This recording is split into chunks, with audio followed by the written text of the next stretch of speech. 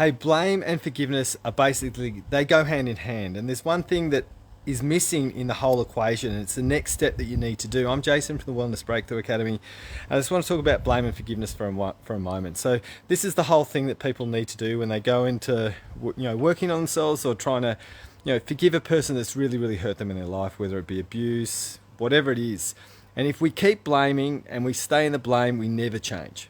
Okay, we never get to change, and that's a very, very important phase. So what I share with people is to stay in that phase until you're ready to move to the forgiveness phase, because the forgiveness phase is actually quite hard a lot of the time, especially when it's painful. And one thing that people quite often do, especially if it's parents that have been involved, they say, oh, well, they didn't know any better.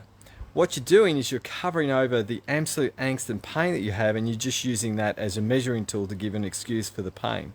So the pain wants to blame. And the key to it is knowing how to forgive really, really well. And if we can do that, we're on the next stage.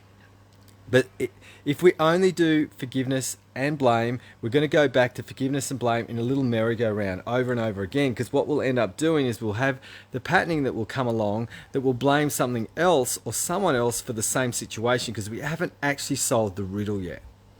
And the last final piece to a situation that has caused you a huge amount of pain or created pain in your life is appreciation and gratitude. Now, when you get to the third stage, that's when you've really come home to yourself. Because what you're doing is you're looking at a situation and the pain of it, and you're appreciative and you're grateful that that pain and that experience happened for you in the first place. Not to you, for you. So when you're doing forgiveness and blame, it happened to you.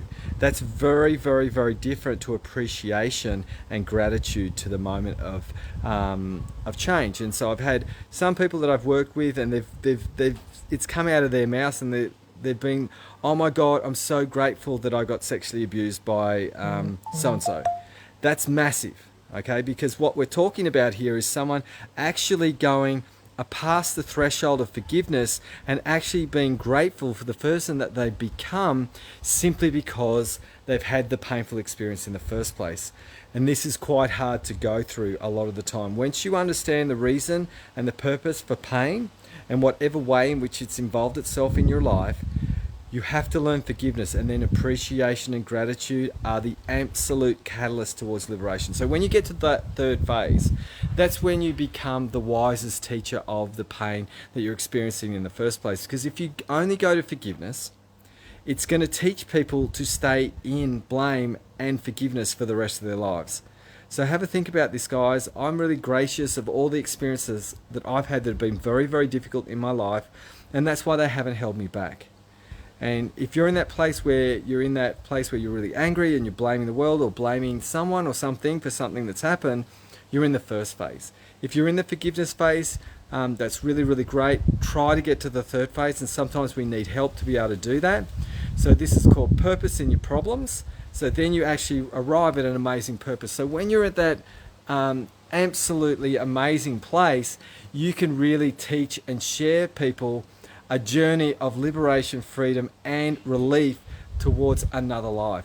But if you're only at the forgiveness phase, you can only get them there, and it's going to be pain, blame for the rest of their lives, and potentially you. So I love your comments on this, what you think about this, because I was talking about this where I've gone with particular things in my life and where people go in the academy, and how they can actually move and leverage their life to become leaders of their own world by being vulnerable, not getting stuck in the forgiveness blame game, and going into the gratitude and the appreciation phase. And once you're there, you're completely home. And if you want some help with that, come and check us out. See ya.